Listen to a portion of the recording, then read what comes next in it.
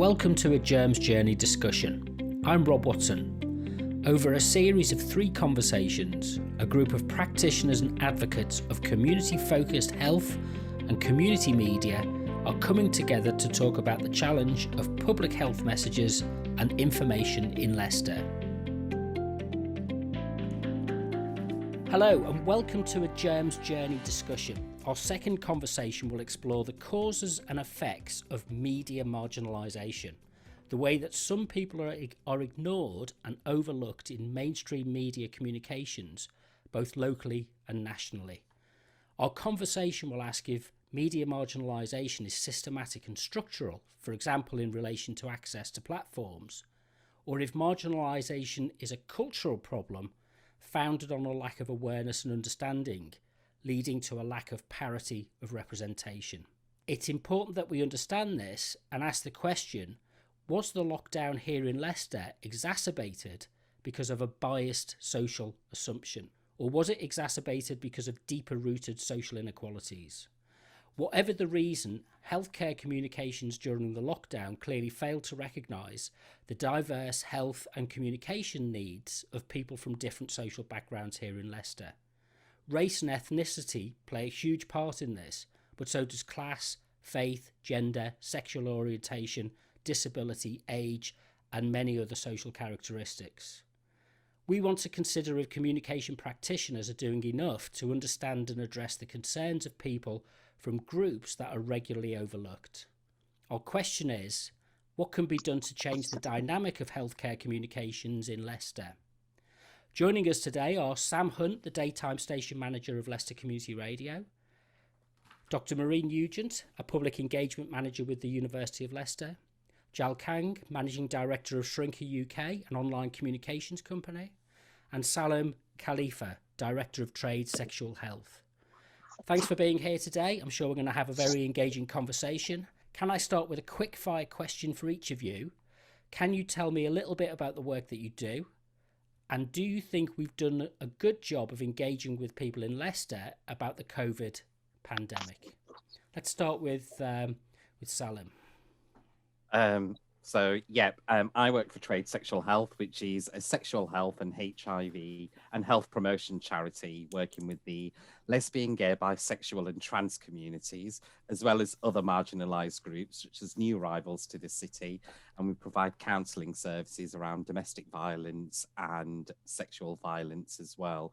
We have a very holistic approach to the way we work. So it's not just about the HIV and sexual health. In order to make better choices, we take the whole person into account.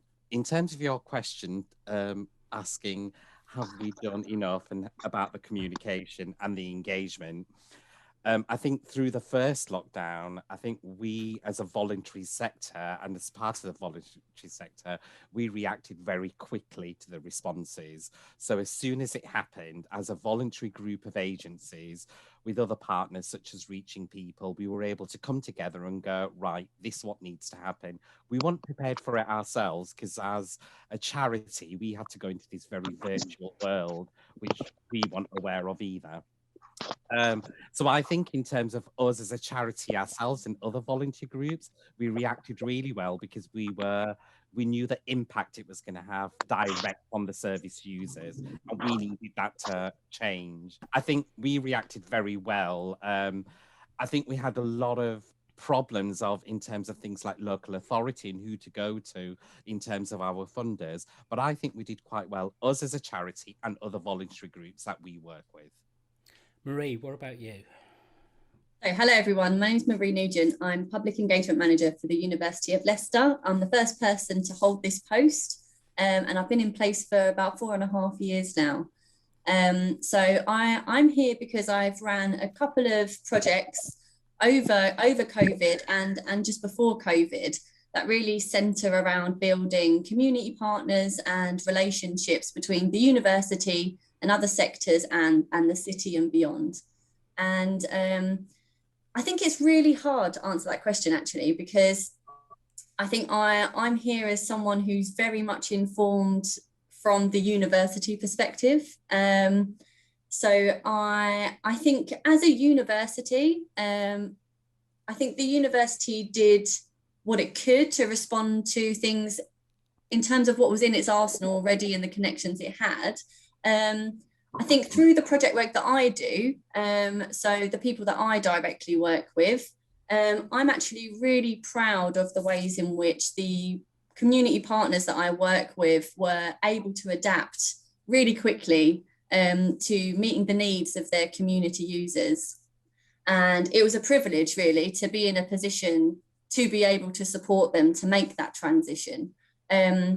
And I was also able to set up a community-led participatory project, working with a professor in sociology with the local branch of Citizens UK, which is a community organising charity, and with an NHS partner who supports patient and public involvement with health research. And we ran a project that actually launched just before lockdown happened. We had the intention of doing a lot of face-to-face in-community events and meetings to gather the insights of communities around future health research priorities. And little did we know that whilst we were getting geared up to go and do those face-to-face events, that we would dramatically have to change the way in which we were doing that work. And so the community partners, again, that we worked with were just fantastic at taking on the challenge of learning the very new skill of how to engage with people and have potentially quite difficult conversations on an online platform. And they took to it, you know, and really rose to the challenge. So from my perspective, as a general answer, I think the people that I've interacted with and worked with have absolutely done their best to engage and support those that were in their communities and their needs. However, of course, we all know we can do more. And I think particularly public sector institutions like universities generally and other big institutions, I think we all know that there is a lot more work that could be done to be better. Jal, how about you? So I'm Jal Kang. I'm one of the directors at Shrinker. We used to be called WhatsApp, but that's a different story. But there's a reason behind that. It's because we set up 4 years ago to make sure that the NHS's 10-year digital plan was something that was going to come into fruition. So that was digitising all leaflets from surgeries and putting them online on places like Instagram, Facebook, so that the mass population, young people who didn't go into, because I'm not going to go into a doctor's surgery if I'm not unwell, and I'm certainly not going to pick up an erectile dysfunction leaflet in front of somebody. So the point was we put them all online. We did that. We worked on the 50% reduction in water, energy and paper. We did that. We then started working with the police, as you know, Rob, on the hate crime initiative, which was digitising everything, getting it out to online, you know, communities that were hard to reach, people that didn't have a lot of money in their pockets, so small file sizes, didn't have data charges, and doing it into anyone who had a barrier, so sign language, multiple languages. And then when COVID hit, we already had a ready-made plan, obviously, because we've been working on it for 4 years. And we put out multi-language COVID videos in English, other primary languages, all with QR codes that link back to where you're going, playable across every single social media platform. And so there's a lot more to it, obviously, as you know about us. We won an innovation award for this with the police and everything like that. So my surprise really was when COVID hit and those partners didn't come back to us and say, hey, do you fancy carrying on doing that work you've been working for 4 years? And when we approached the NHS, they went, well, we've got our own comms teams. And rather than having a go at people, because I've given up on that, what's the point? We've ended up in a situation. So the second part to your question is that have they done a good job? And yeah, we do a good job in this country with everything. We spent £365 million on COVID public messaging. 365 million. So all of us here know more about COVID than any other disease on the planet, more than we wish to know. However, when you break it down to the people with barriers towards information, people with sign language, people blind, autistic, people who have visual issues and other languages, the percentage that's been spent on them is hardly anything. And so, yes, they've done a good job for the majority. Of course they have, because we're ahead of all of the rest of the world. Have they got the target audiences that are struggling with? We'll come on to that, I'm sure, in a bit. The answer, unfortunately, is no. And that's what we'll come on to now. Okay. Let's bring Sam in. Hello, you got me now? Yeah. Right. Our experience has been perhaps a little bit different. I'm from Leicester Community Radio, which is a community radio station for over 35s in Leicester in English, and we're actually the only local radio station covering what was the Leicester urban area, which was the original lockdown zone. But the way that we're measuring success may be quite different to a lot of people. For us, success is being able to reach the people who we really want to reach. Our three goals are reducing racism, helping the homeless, and helping the deprived and disenfranchised in the community. And the disenfranchised are not an insignificant number of people. A number of the Afro-Caribbeans tend to be disenfranchised because of historic racism or problems like that, as well as a number of white British. And they seem to be the two, particularly at the moment, I believe they're the two problem areas with regards to vaccination and particularly high COVID rates in Leicester. And throughout, we've seen them be very disaffected by the mainstream media. Certainly our service, for example, when everybody else was reeling off death numbers, all the mainstream radio stations, we were playing party music. A lot of people said that was highly disrespectful. But then what we actually found was that we discovered we're being played on the intensive care ward at Leicester Royal Infirmary as people were passing away, and they said, no, that's what we want to hear. We don't want death numbers like some sort of, I don't know, Soviet type thing. What we want is, let's remember what we have to do, but put it to one side. And we found that we're putting out very little messaging, just 2 messages an hour, but it was very, very clear in its instructions, keep your distance. It wasn't simply repeating the government ones, it was locally voiced, people like Peter Soulsby, local GPs and things like that, and that seemed to pick up quite well. But I think across the country, we've compared notes with a number of other community radio stations, and it does seem to me that the disenfranchised people, there isn't the mainstream infrastructure in them, so there's fragmented groups, but those groups aren't getting reaching a very small percentage of the population.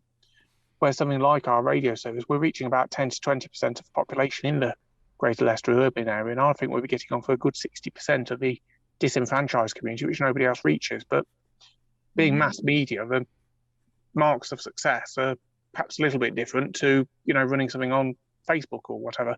For us, we've got 15,000 followers, coming on for 15,000 followers on our Facebook page, and we think that's very low. But for other projects, it might be very high. So what we measure as success is different, but I do think a lot of work needs to be done for us. We use more of a word disenfranchised, so they're not served by mainstream media, the BBC, things like that. And that seems to be whereabouts we feel a lot of work could be done. And certainly we saw things weren't ready to go. Like the community stations in Leicester, very few of them were, most of them shut down. We were the only one going at one point because they just simply weren't ready to cope with the pandemic. And they had no disaster recovery plan in place because they simply, they didn't have the funds or resources. And it's quite incredible, really. In the city of Leicester, 5 stations closed down because they didn't have the capability of coping with a disaster such as COVID. So let's get into this in kind of a bit more detail in terms of, I suppose my starting point is why is it that there's that fragmentation there? And within that fragmentation, why is it that some groups are more likely to be underrepresented or omitted from the plan and the thinking? Salim, in your experience, what are the kind of barriers that trade as an organisation seeks to overcome to kind of get through that kind of fragmentation? Well, I think for us, because a lot of ours is very direct contact work, and the people that come through our doors are generally those who actually don't have access to social media, who don't, and actually they use forms like, actually even anything like digital is alien to them because they can't read or write. So it became a huge problem because how we communicate, if they're set reminders, we get them to buy things like Alexa. That's what keeps them going. That's where the communication. Although there's things where, if they're watching video channels, it's really expensive. But, the only good thing is things like Sky. They can actually use the button to speak into what they want to watch for TV by getting Sky Q. But that's a really expensive option for a lot of people. For us, again, working with LGBT communities, I think one of the biggest problems is if you're an organisation or a voluntary group that works with a certain community group, you're almost like you're the person that's asked to communicate everything to that community group, when actually on a day-to-day basis, most of the services in terms of things just like public health, all the messages, all the campaigns are very heteronormative. So in order to make sure that those messages and images and everything are heard and cater to a wide audience, they need to be inclusive. And that is never, ever talked about, or it's never shown. You know, and it's also the thing they come, and I think it was mentioned about, you know, Jal mentioned about the NHS, that communication team. We constantly asked by NHS or other or even public health communities saying, oh, can you help with this campaign? But it's at the last minute. All of that needs to happen at the start, because we're the experts within our communities. So we know what works, what doesn't work. And actually, as an LGBT organization, I can tell you all gay men are not going to get all the same communication. All lesbian, bisexual, or trans people, just because they're one group does not mean that the same campaigns, the way you communicate with them, how you pitch a campaign, what you deliver to them, how you speak to them about is going to be for every. We've got to take everybody individually into different groups and sector them down. That's the only way you can do it. And unfortunately, what tends to happen is, here's a campaign, this is going to be a mass thing, but the individuality, that intersectionality is not taken into account. I think we as experts in this field, whether it would be the voluntary sector or if you're running a project or a certain, you do that because you know your communities and you're able to really kind of fend in and go, we can pitch this at this, but this needs to be changed for so-and-so. But I think kind of the big boards and the main, especially public health, NHS, they forget that and seem to think one thing is going to factor in for everyone. And they get you involved at a very later stage when it's kind of gone, you should have done this at the very early stage, because we've got, and there tends to be, ooh, you're a voluntary group or you're this group, then you go out and tell your communities, you give them that messages on behalf of us. And that, it doesn't work like that. And that's one of the things that we're all constantly saying, where there's a lot of times where it can't be done for free anymore. You've got the investment, and actually what we do is cost saving to you. If you invest that at the start with people who actually have done that kind of work, are experts, it's going to cost save you a lot more, because that research has already happened. That work has already been existing. So let me bring Marie in at this point, because as somebody who advises colleagues, partners in in a large institution, as public engagement, what are the things that you tell people to consider that that have changed? Has that changed over the last 12 months? Yeah, so I think it was really great to hear what was just said, because actually I'm in that kind of role where I am trying to broker these kind of really early collaborative, co-productive spaces to occur between people who have these really great relationships and understandings of different kinds of community groups and the diversity that exists within them, and get them involved in kind of co-creating opportunities to really engage with different parts of the public to suit different reasons, and really kind of include some decision-making power and influence in that sort of role. And I think that how I understand it, or how I like to think about it, is that we have a series of kind of structured institutions in our public sector and beyond that have relied on the privilege of knowing that they know best, and that they are in this position of authority, and that they are able to use their own judgment and their own expertise and know what's best for actually everyone else. And I think that what has happened way before COVID, but I think has just been simply exacerbated from COVID, is the recognition that actually the experts and the institutions that we have in place that were able to be trusted to know what was best are no longer in that position.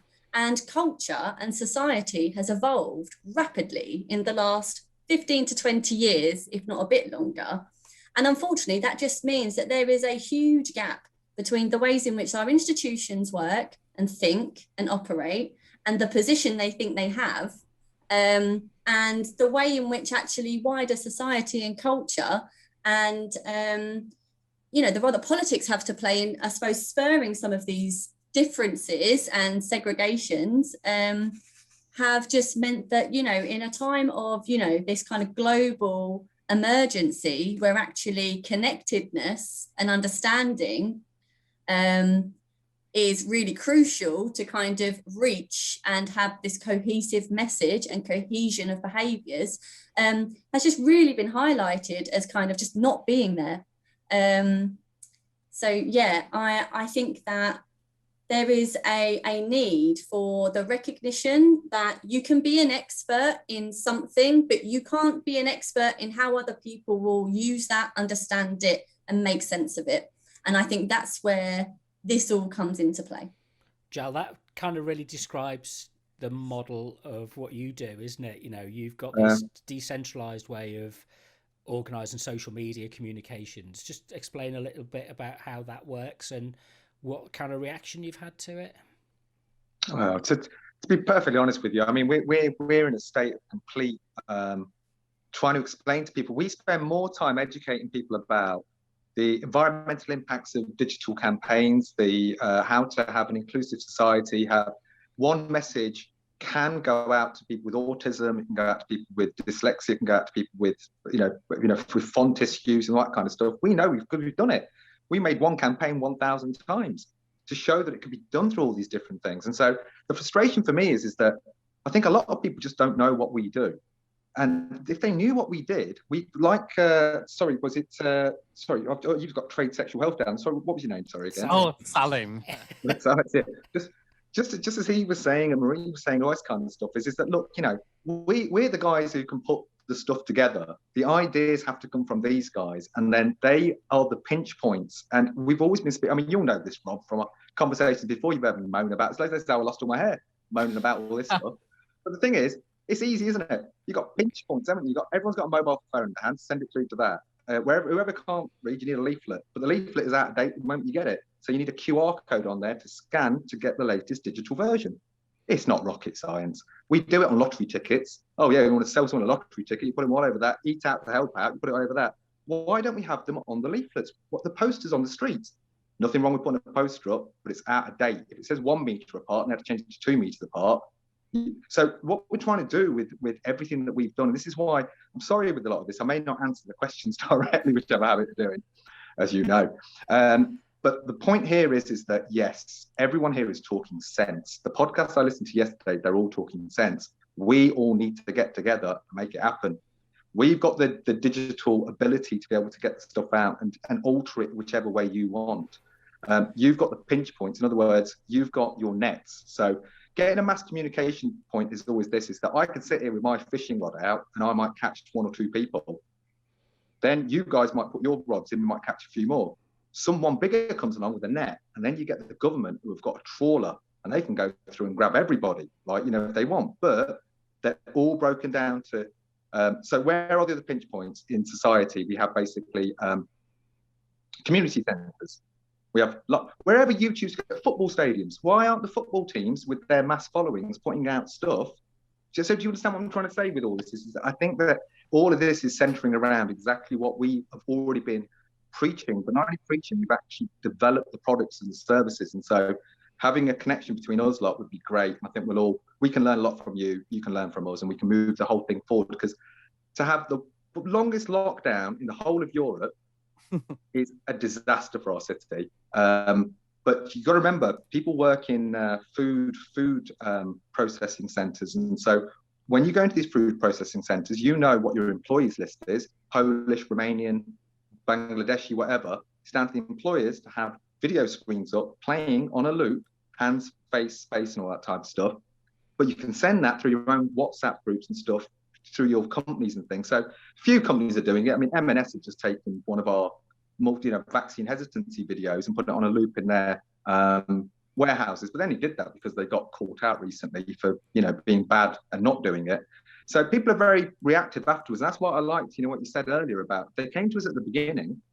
We don't want to take their jobs. I don't want to be a communications guy for some, what's it called? I've got better things to do. I've got golf to play. So what it is that we just want to help you along the way. Take what we do, make the money out of it. Anyway, Rob, I told you I talked too much, so you carry on. I was just about to bring Sam in, because there's an important thing. Digital only takes us so far. What's the value of keeping broadcast radio still?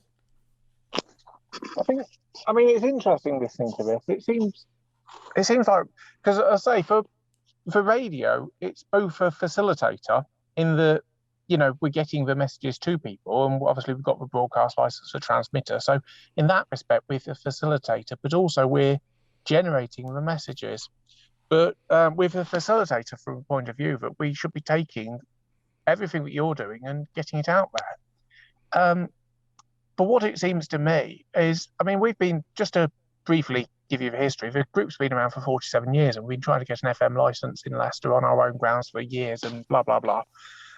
We're under a very dodgy £1,200 a month temporary license, which Ofcom says will come to an end.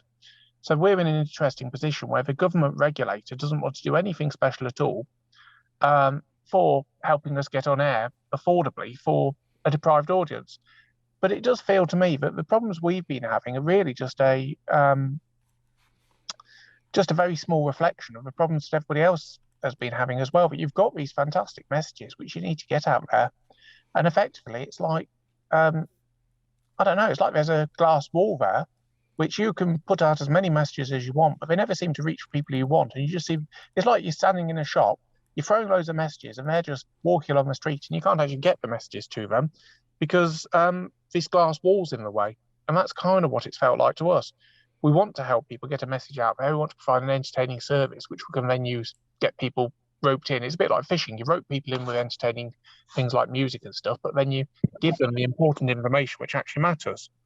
But it feels like the problems we've had, the problems everybody else has been having, that, and it feels to me, I've felt throughout this whole pandemic that people realise things are wrong, people realise things have got to change, and people realise this, that, and the other. And I was speaking to somebody, the thing is, all these problems have always been here, but nobody's really cared. I hate to say it with no disrespect, because you're all doing great stuff and everybody's doing great stuff, but actually nobody has really cared about any of the issues because people aren't dying. It just means that a few odd people are not very well and their health outcomes might be worse, or they might be a bit deprived. Now people are dying because of all the issues. Everybody cares about it all of a sudden. But once COVID goes away in a few months, because everybody thinks it'll all be gone away and everything will all be rosy and happy and everything, we can forget about all these problems again. We can go back to our world.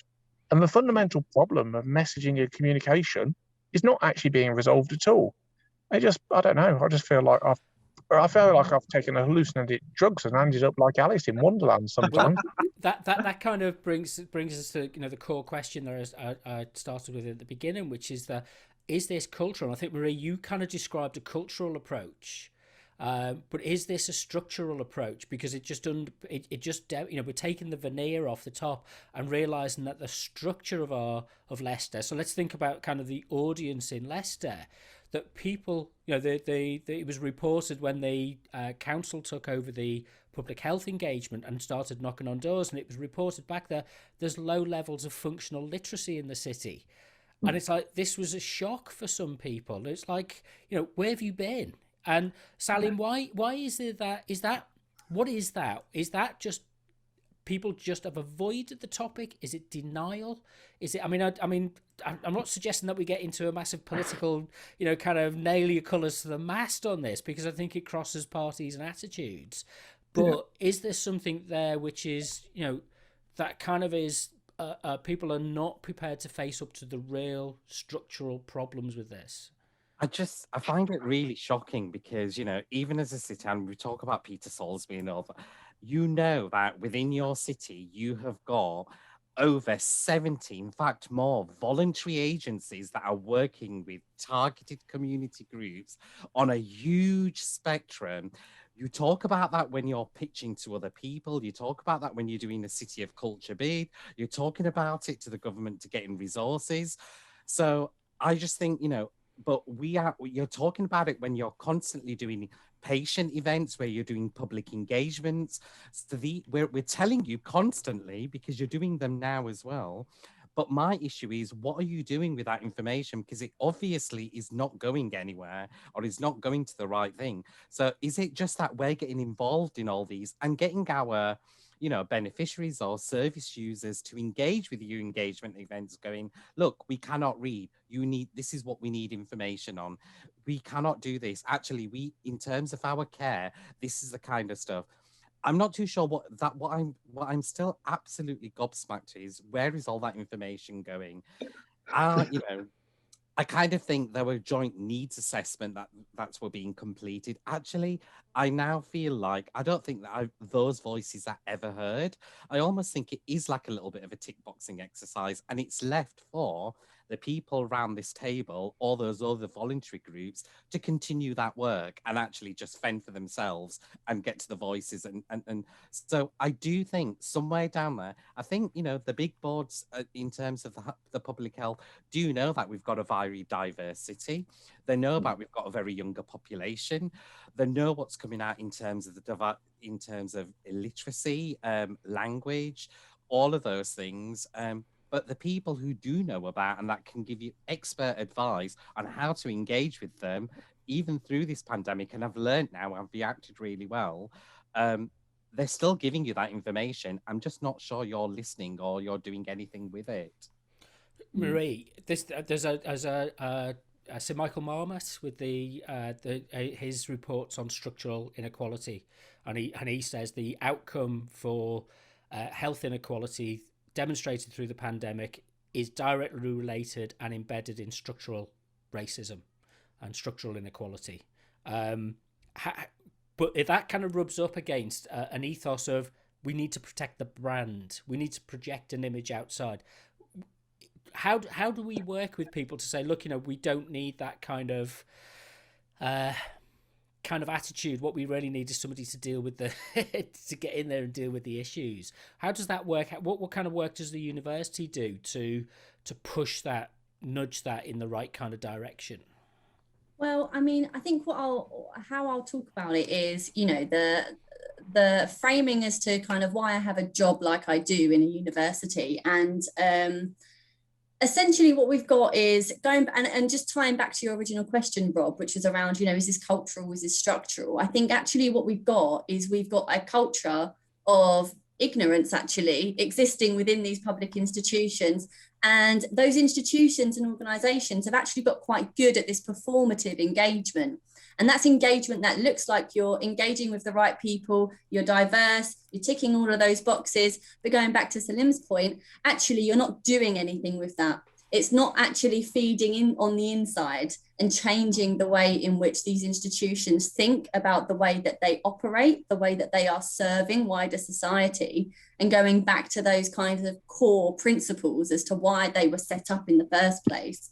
But then maybe there's an interesting conversation to be had actually about the real roots behind some of these public institutions and infrastructures. And I think, you know, that's a really interesting conversation that is being absolutely highlighted again through COVID, through the manifestation of this increased visibility of movements like Black Lives Matter, really unpicking some of the historical elements as to how our society got built in such a way, the structures that were then built, and now the knock-on effect that that's having in our current times. But it's almost like we've got to go back 400 years to really get to the roots of some of how these issues have become exacerbated and having a role now. So universities, the public engagement agenda within universities and higher education and research, interestingly, has changed. So it's been an agenda that's been in place for about 10, 12, 15 years, something like that. Originally comes from, you know, the interest in you know, the government recognizing that in order for science and technology to be developed and adopted by the public and wider society, we have to increase the appetite and value and public perception that the public have on science and research. And as much as that may be how the agenda started, what's happened is that over the 10 years or so that this has been funded, and, you know, people like myself and other kinds of centres have been created within universities and across the sector. People like me who come into it thinking, actually, you know, we see that there is a need for this better connectedness between our public institutions like universities and the way in which they are there to respond to an external need and an external kind of recognition for bringing together different groups of people and different kinds of expertise in order to facilitate some sort of positive social change. But what's interesting is, like we've already said, is that a lot of the focus of this kind of activity has been on the inside out. So, you know, here we are, we're in this privileged position to be able to do some lovely work that has this positive impact on these people over here. Isn't this great? You know, we're doing our sort of civic duty, but unfortunately, we're not seeing the longer term sustainable changes happening on the inside of these institutions to ensure that longevity and actual adaptiveness to wider society and those connections. So for me, it really comes down to, how are we giving people power to make informed decisions and share the perspectives that they have on how they can make such informed decisions? And it's about, for me, it's moved away from, you know, universities going and doing lots of kind of nice light touch activities to, for me, it's much more about, how do we as engagement practitioners create opportunities within our institutions for people to have a real voice and a real say in a longer term view that ultimately impacts them and wider society. So for me, it comes back to the actual real relationships, genuine relationships that we have between the different parts of our societies, and the ways in which we give each other a voice and a say in the challenges that we may be facing in our own areas or in wider society. Jal, you've got a working model which breaks down some of those barriers and has that two-way relationship built into it at the start. You've kind of made that leap into that social engagement, as you described earlier.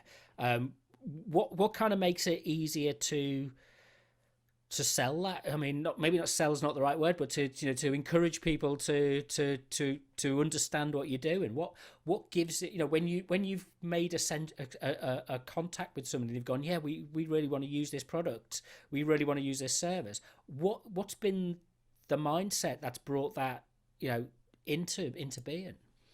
And if anyone's got any ideas on how we sell this, now's the time to speak, because I don't know. I mean, I've been in sales all my life, and basically I've been able to. I've as you know, I worked in infrastructure and I worked for BT for many years, e-business specialist, this and that. I was an immigration specialist. I ran my own company, bringing in chefs from overseas, from Dubai, India, Nepal, that kind of stuff. I've set up disabled recruitment agencies. I've helped ex-offenders back into work. I've worked with shortage skills. I've done it all, and this is the hardest one. I've got the best product, but the hardest sell, because people in this industry, in public sector, remember, we've got two sides. We've got commercial as well. And our commercial work is what helped us here, because originally we were making golf-specific videos that were going to be for the Japanese audience, the Chinese audience, basically around the world, and selling villas and things like that at resorts. They needed to go out in Russian, this, that, and the other. So we've got that commercial edge to it, and I want to get back to that as soon as I can. As soon as we fix COVID, we're back there, right? So let's all hurry up and do it. But the main thing is being a global person who understands infrastructures and networks is one thing. Understanding the migrant's journey is another thing. Understanding how social media works, but then having the ability to put the whole thing together. So recreating any advert you want and all that kind of stuff. So we are a one-stop shop. Because of that, I understand that we have a bit more of a sort of insight. But I'll tell you one of the most amazing things. I'm just keeping a look on the time for you guys. But because I will basically I'll go off at an angle. So I'm going to get to this very, very important point. When you go on holiday to somewhere, let's just say you went to work somewhere for 6 months, do you naturally start watching the local TV and start looking at the local advice? Or do you still try and connect to some programs back at home and you're WhatsApping your mates back where you are, aren't you? You're still living digitally in Britain, but you are in a foreign country now. It's exactly the same for anyone that comes over here. The information that they are getting is not from here. The information that they are getting is from the subsequent countries where they come from. So I had a very interesting conversation with somebody in Switzerland. Sounds like a name drop. We were talking about golf courses and ski resorts, and it was great. But the conversation moved on to them not moving past COVID and not being able to open up their places. And the reason was they've got a load of Croatian workers that are there at the moment who are there. We're only supposed to be there on a temporary basis. They've not gone back. Whilst they're there, they're not conforming to the rules. And so the first question to ask is, well, do you have stuff given to them in Croatian? And they went, no, why would we do that? We have it in Swiss, French, Italian, German. Those are our 5 languages. We wouldn't do that. So then the second question was, well, where are they getting the information from then? They're getting it back at home. Have a look at the Croatian government's websites. Are they giving out valid information? If the answer is no, then shouldn't the Swiss government be paying the Croatian government to put public messaging out to their communities that are going to help their... So we're a global society. This is what I'm trying to say. And people often bring this thing up as, oh, these Indian guys, they're getting WhatsApps from India telling them that, you know, drink lemon and that, and you'll be fine, and this and that. Well, it's exactly the same from here. If we get anything created here, we should share it that way. We had a post that was put out in Leicester that had 20,000 people that looked at it. There was 30,000 people in India that looked at that same COVID poster. Why? Because it was in English and the other language, which are 2 very important things. Dual languages going all the time. And it had the police badge up there. It had the government's badge up there. Now, the point is this, is that just as we are influencing the rest of the world, and we should be helping the other countries that don't have public systems like ours. We're complaining about our comms teams, right? We're lucky to have them. One of the reasons that I look a little bit stressed today, and I must apologize, is that I've had some distressing calls from India and about India and what to do. And we've been trying to put through together some urgent public messaging things to get it out to the villages to say hands, face, space. You can't get to the hospital, so you've got to basically make sure you're doing the other things. And they've not been given that stuff so far. We're very privileged in this country. So let's not knock our systems, let's not knock the people. And I'm not here to knock anyone who hasn't done this for 4 years. I sound like an expert. 4 years ago, I didn't. And believe you me, with this is that all of us, like I say, everyone doing what they're doing, we're all trying to help the same people. So a rich person can have a hairdresser, a chef, a physio, or this or that. We are that to the poorer people in society, or those with less. You are the health professional. I am the digital guy who can tell them how to use social media, how to have a website, do all this kind of stuff. So we have been, like I say, not only doing this, before this all happened, we were doing domestic abuse posters in multiple languages, because the majority of domestic abuse in this country happens for people, unfortunately, in BME communities, and the perpetrator generally does not know the law. So what you've got to do is get the law out to the people in their languages. And I gave this analogy recently to somebody, I don't know if it's going to make any sense there, but if you're driving down a road and there's not a speed sign up there, everyone's going to drive whatever speed they want. As soon as you put 50 limit there, 99% of people will drive at 50. There'll be 1% who won't, and then you go after them. That's what we have to do. We have to make sure that everybody gets the warning sign first. So you know those people that were called COVID-idiots that were dancing on the park outside the police station? Right, I brought those people over, by the way. They were the Nepalese guys I brought over. So I was like, I know him. English was not a requirement when they came. Neither was it for their spouses. And you cannot tell someone you're walking on the grass and you go, I didn't understand the sign. They go, because it's not in multiple languages. I understand that. Do you understand what I'm trying to get with here? Yeah. Like, we're jumping to conclusions that these people aren't conformers, this, that, and the other.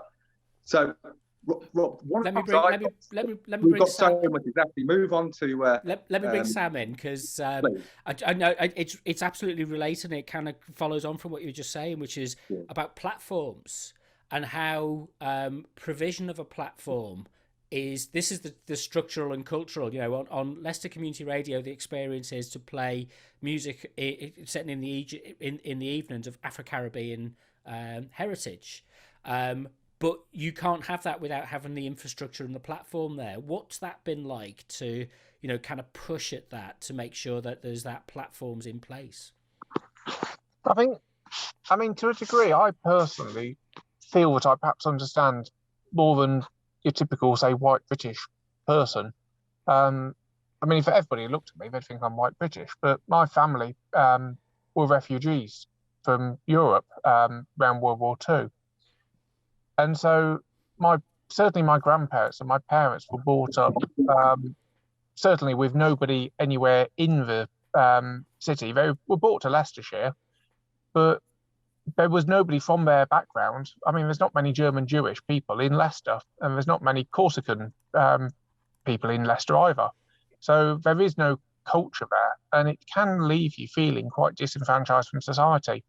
And speaking with a lot of the Caribbean people in Leicester, they tend to feel quite the same. They were brought over on the promise of a better life, blah, blah, blah, and which was never delivered. Certainly the first people in Leicester, I understand, were put in World War II prefabricated bomb shelters, temporary housing on Victoria Park for 10 years, which was 10 years beyond its expiry date. And I think the experience when you speak to the Asian groups in Leicester as well were quite similar as well, but they came over basically as refugees. So they feel quite disenfranchised. They lived under a regime which has had systemic racism in the 70s and 80s for the UK government. So they feel quite disenfranchised from it. And what we tend to do at Leicester Community Radio is see these people who are disenfranchised. A lot of them, if you were to dig and do criminal record checks, a lot of them have got criminal convictions because they just simply have got, when I say no respect for the law, it's not because they think, oh yeah, I'll just go and do what I want. It's more because they think, well, what's the government ever done for me? They've had a poor experience of governments. Certainly many of the Asian groups in Leicester were taken from there or, had to leave their home countries where, most of these people didn't want to leave their home countries. They had to because the situation there was so unbearable, they had to leave.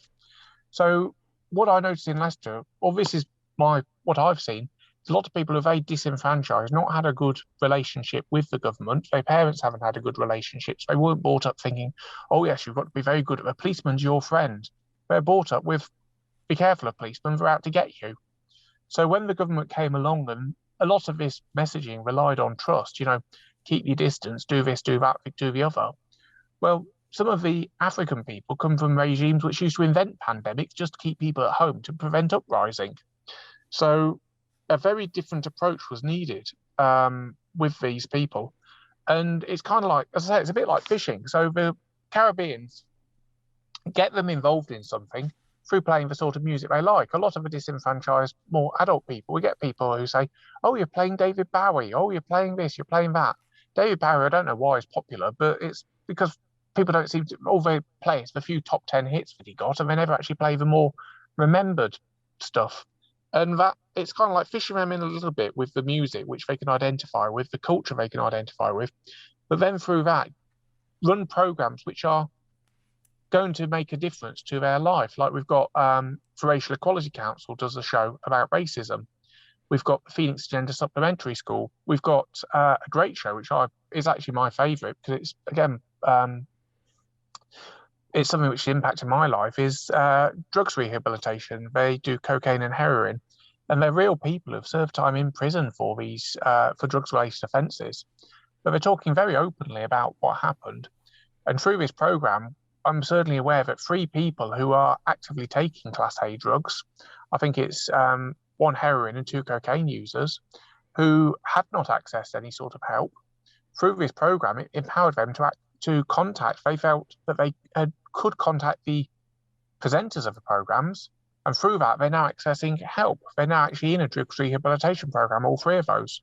I'm going to bring Salim in because I know he's got to dash off in a second. I just it kind of really springboards from that again, which is what do we do to counter and deal with this fragmentation, this historical, structural levels of distrust, levels of lack of engagement. What should we? We've identified the problems. What are give us a solution that you would say you would be comfortable with.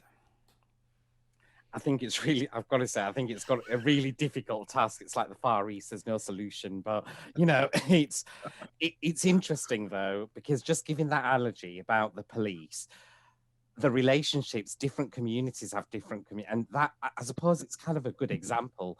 If you said LGBT people, the relationship with the police is going to be very different in terms of talking about Stonewall, not feeling that they can go to them. But actually, the police at a pride event, really engaging, they can go up to them. But then you've got, if you asked a group of Indian, Gujarati or Muslims or Hindus, what's your relationship with the police? It's going to be really good. There's probably going to be no problems. Ask if it's a Pakistani community, they'd probably go, oh, actually, no, don't like the police. So that all in all shows how different just one body of relationship is. I think in terms of this fragmentation, I still stick to my point to kind of go, there's lots of people who know what's working and what doesn't work. And if you speak to those people and get them together, they're not in silo, they're not hidden away. They're available, they come to your events, they engage with your events. You know, they're publicly there on records, through voluntary action registers, mailing lists, group things. We're all here. We're shouting. We're telling you we're doing this. You're aware of us.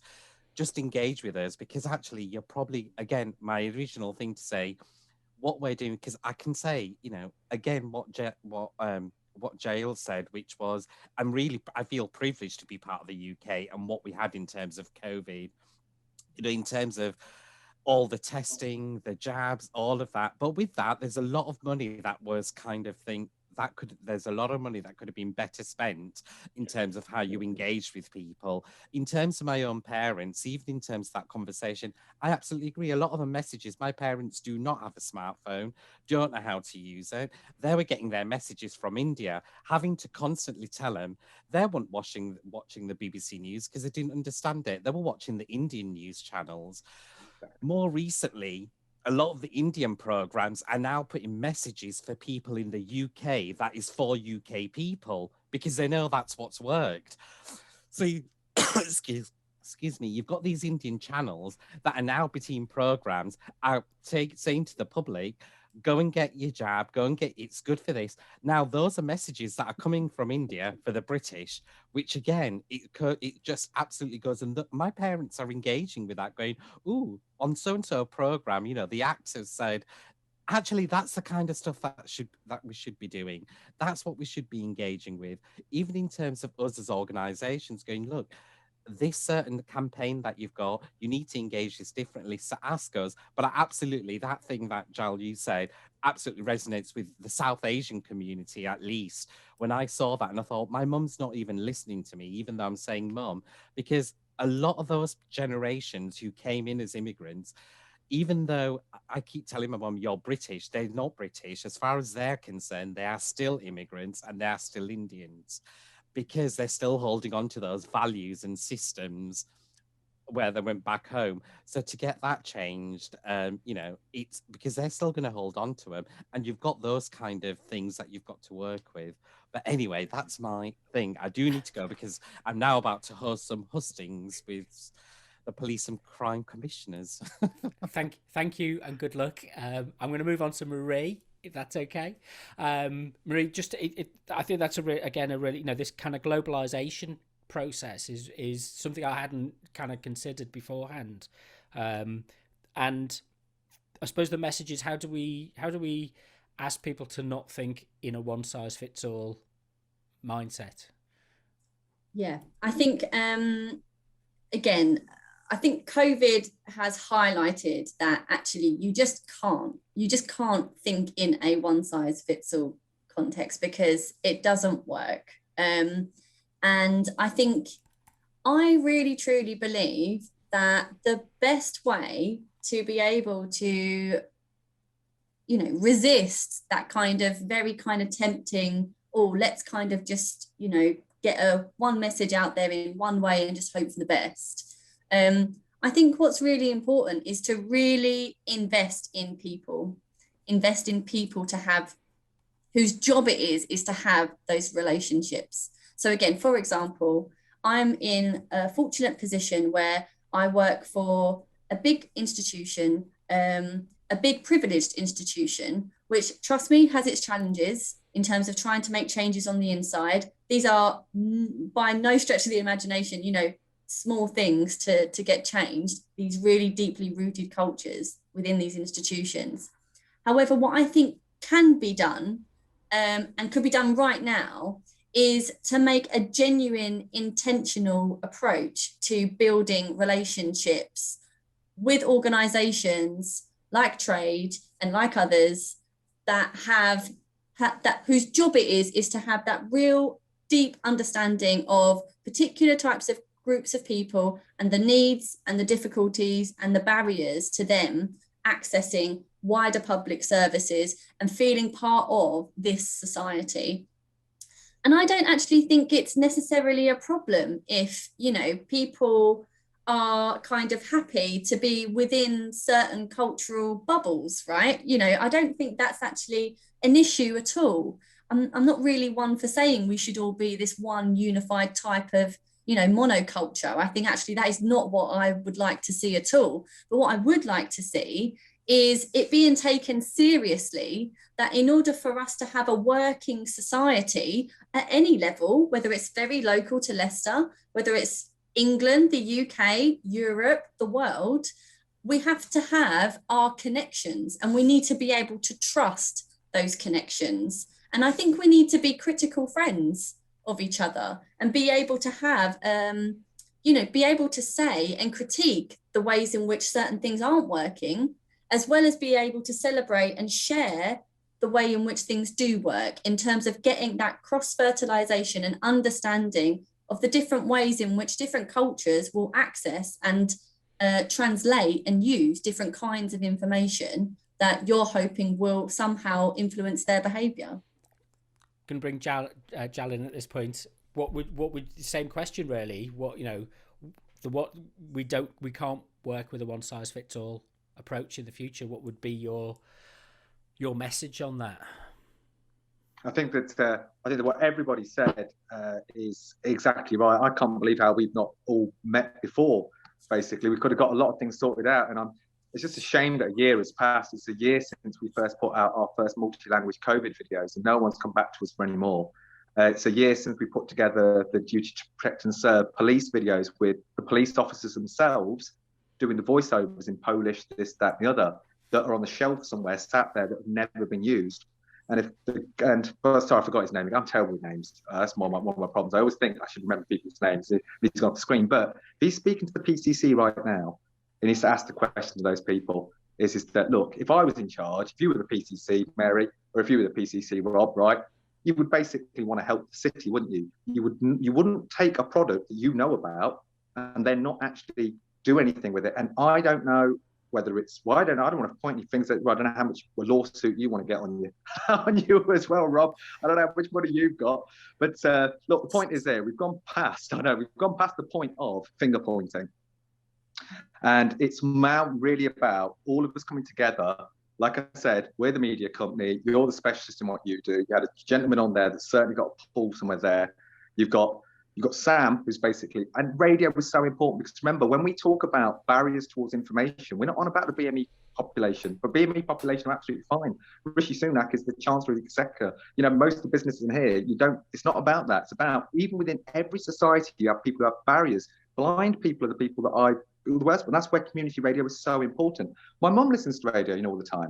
They find it hard to look at things, on the screen and stuff because of their age and stuff. So everyone has something for somebody. And what I'm trying to say is that I suppose, Rob, what you've done really, really well, and listening back to yesterday's podcast and the ones before us, there's a lot of people here who've got a lot of good ideas. We need to create a Cobra-style team to come together.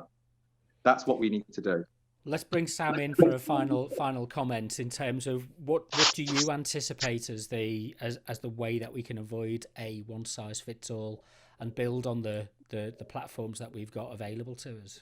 I was going to say, I think what it's really looking at is the platforms. I think there's two things with the platforms. I mean, radio tends to be quite a good platform. It's a platform I believe in. When you look at something, say, local television, it's very expensive. You need a lot of skills. It's quite intimidating. A lot of people don't like it. The internet's all right, but trust isn't there. And it's very much you need to know what to look for. It doesn't feed it to you. So radio tends to kind of like, it's good as a background entertainment, but then it spoon feeds or drip feeds or whatever term you want to use. It gives you the issues, the social issues, which you wouldn't even realise that you were going to look at, a bit like teletext, really. But I think the thing is we've certainly experienced a number of issues getting our platform.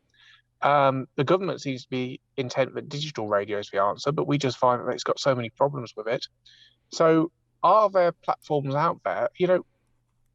I would like to think we're the only one that is having this problem, because that's a good situation to be in, but somehow I don't think we are. And a lot of these communities as well they may not have the skills. Certainly the Caribbean communities recognise by themselves, it's not what they want, but by themselves, they might not have the skills to generate a radio station, but work with other communities, work together, and the skills will be brought in. And it makes me wonder how many other communities are out there struggling to get their message out there, struggling to get cohesion. I know that the Polish community, I've had some contact with them, they would be half interested in a radio station. It's making me wonder, is this just the tip of the iceberg we're seeing here? And really, should the whole thing be overviewed? Should communities, there's the messages to be got out there, and certainly what Jal's saying, it sounds to me, from my experience anyway, feels a bit like the platforms aren't there, but he's produced these fantastic messages. They've not been got out there because it feels to me like the platforms which should be using these messages just either aren't using them or don't exist. Well done. So, lots for us to be thinking about for the future. This is not a conversation that will finish now. It'll prompt more discussion and more ideas. I really do like the idea of a kind of a bringing together a collective group of people who have got some kind of ability to do something rather than just, if you like, talk about it, which is often the danger in these situations. You pay lip service to these things, whereas actions are what, in the end, are what counts. It just a chance to say thank you to everybody again for taking part in this. Dr. Marie Nugent, Jal Kang, Salim, Khalifa, and Sam Hunt. The podcast will go up, the recording will go up on to the Germ's Journey website, and we'll promote it once we've completed each of our conversations, and hopefully it'll lead on to other discussions as well. But for the moment, thank you very much. Thank you. This has been a Germ's Journey discussion, a conversation about the importance of public health communication. To find out more, visit our website, germsjourney.com, or follow us on Twitter and Instagram @germsjourney.